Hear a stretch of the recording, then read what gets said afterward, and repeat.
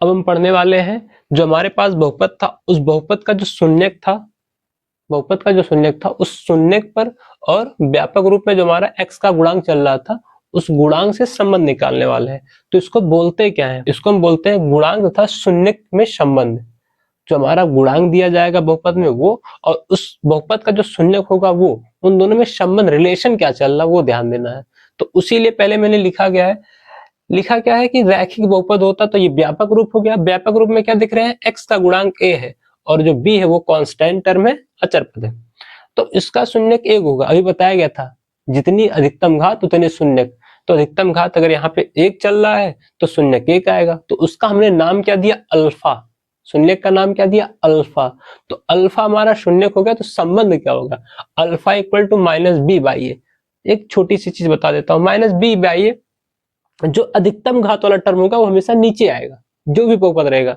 तो इसमें चर की अधिकतम घात 1 है तो उसका जो गुणांक है वो हमेशा देखो नीचे आया और जो बचा उसको लगा देंगे ऊपर। अधिकतम घात क्या है? 1 है तो उसका गुणांक क्या है? a। तो a नीचे आ गया। फिर उसके बाद जो उसके बाद बचेगा माइनस प्लस माइनस ऐसे चलता जाता है तो माइनस बी आएगा। क्या हो गया? Alpha equal to minus B by A. ये रैखिक बहुपद के लिए शून्य तथा गुणांक के बीच संबंध है। ठीक, फिर हम देखते हैं द्विघात बहुपद। द्विघात बहुपद होता क्या है? A X square B X plus C, ये हमारा व्यापक रूप है द्विघात बहुपद का व्यापक रूप। अगर ये द्विघात बहुपद का व्यापक रूप है तो चर की अधिकतम घात 2 है तो भैया 2 शून्य हो गए, अल्फा और बीटा। अल्फा चल रहा था, अब अल्फा और बीटा आ गया। क्या आ गया? Alpha and beta. अब अल्फा बीटा आ रहा तो उसमें 2 लोग आ रहे तो 2 रिलेशन बनेगा। तो उसका योगफल आएगा क्या? योगफल देखते, alpha plus beta minus B by A लिखा गया। अल्फा प्लस बीटा शून्य हो गए, दोनों का योग किया गया, माइनस बी बाई ए। तो माइनस बी होता क्या? बी क्या है? एक्स का गुणांक। तो इधर आएगा एक्स का गुणांक और ये हो जाएगा ए एक्स स्क्वायर का गुणांक। तो alpha plus beta minus B by A. दूसरा क्या चल रहा? Alpha into beta. Alpha into beta कितना होता? C by A. तो ये चीज, अब इसी चीज को मैं यहां लिख दे रहा हूं,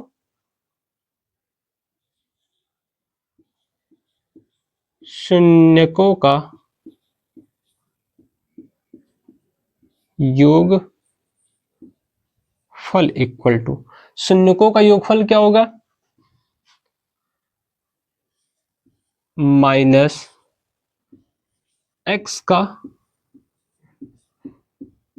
गुणांक। जो हमारे पास शून्यक है वो क्या है? अल्फा और बीटा। तो शून्यकों का योगफल माइनस लगाना है फिर एक्स का गुणांक लिखना है बटे में एक्स स्क्वायर का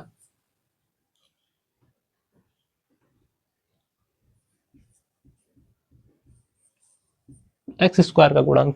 ये इस वजह से लिख रहा हूं कि ये आपको बहुत अच्छे से ध्यान देना है। यही बात यहां भी कही जा रही है, यही बात यहां भी कही जा रही है। यहां हम लोग फॉर्मूले का एक सेटअप बना दिए, अल्फा प्लस बीटा, शून्यकों का नाम दिया अल्फा और बीटा, वहां से alpha plus beta minus B by A बोल रहा हूं और इसी चीज को एक हिंदी टर्म में लिख दिया गया। शून्यकों का योगफल तो 2 शून्यक है, अल्फा प्लस बीटा हो जाएगा। ठीक, उसके बाद क्या है? Minus B by A. तो माइनस के बाद जो लिखा क्या? एक्स का गुणांक। एक्स का गुणांक देखो क्या है? एक्स का गुणांक क्या चल रहा है? बी। तो यहाँ बी लग दिया जाएगा तो माइनस बी हो गया। फिर उसके बाद क्या देख रहे हैं? एक्स स्क्वायर का गुणांक। तो एक्स स्क्वायर का गुणांक क्या भैया? एक्स स्क्वायर का गुणांक ए है तो यहाँ ए रखेंगे। तो ऊपर था माइनस बी बाई ए, वो ये लिखा गया। आप ये भी याद रखो, ये भी याद रखो, दोनों याद रखना है। ठीक, फिर आते हैं देखते हैं अल्फा इंटू बीटा, शून्यकों का गुणनफल क्या चल रहा तो उसको लिखते हैं।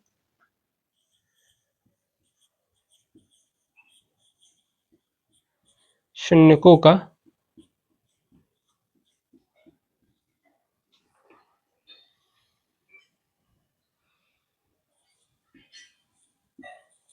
गुणनफल। शून्यकों का गुणनफल क्या होगा?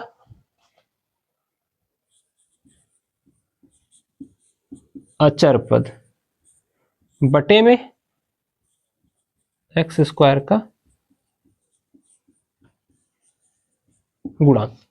यहाँ पे आ गया शून्यकों का गुणनफल। शून्य क्या था? अल्फा और बीटा, दोनों का गुणा करवा लिया जाएगा। तो यहाँ पे देखो दोनों का गुणा किया गया। शून्यकों का गुणनफल इज इक्वल टू होगा क्या? अचर पद, अचर पद हमारे पास जिसके पास कोई वेरिएबल ना हो तो सी है, सी रखेंगे यहाँ पे। फिर क्या हो जा रहा है, एक्स स्क्वायर गुणांक एक्स स्क्वायर का गुणांक ए चल रहा है, तो यहाँ ए हो जाएगा। ये हमारा क्या था, द्विघात बहुपद के लिए। मैं इसको इस वजह से सर्कल दे रहा हूँ क्योंकि हमारे सिलेबस में इसी से रिलेटेड सारे क्वेश्चन मिलेंगे। तो आपको इतना तो रटना होगा, अच्छे से याद रखना पड़ेगा कि ये पोर्शन है क्या। उसी चीज को हमने यहाँ पे फॉर्मूले के थ्रेड में लिखा, आपको ये भी याद रखना है, और ये इसको हम लोग एक हिंदी फॉर्म में लिख दिया कि ये भी होता है। तो आप ये भी याद रखें, ये भी याद रखें, जिससे आपको क्वेश्चन रिलेट कर पाएगा, कि आप क्वेश्चन को रिलेट कर पाएंगे कि हो क्या रहा है। इधर बात कही जाएगा तब भी समझ में आएगा, इधर बात कही जाएगा तब भी समझ में आ जाएगा। जानना हमें बेहतर तरीके से है। फिर देखते हैं भैया त्रिघात बहुपद। त्रिघात बहुपद में X A X cube plus B X square plus C X plus D में क्या देख रहे हैं, चर की अधिकतम घात 3 है। अब इसके पास 3 शून्य का आएंगे, अल्फा बीटा गामा। क्या बोला मैंने, अल्फा बीटा गामा, ये 3 शून्यक हो गए।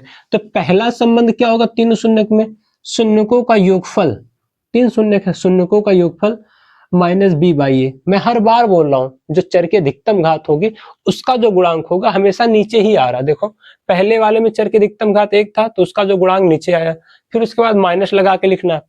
उसके बाद क्या बोला था, जो बचेगा उसको माइनस प्लस माइनस के साथ लिखना है। तो चर की अधिकतम घात 1 था तो उसका गुणांक नीचे आ गया। चर की अधिकतम घात 2 था तो वहां से इसका जो गुणांक बना ए वो भी नीचे आ रहा है।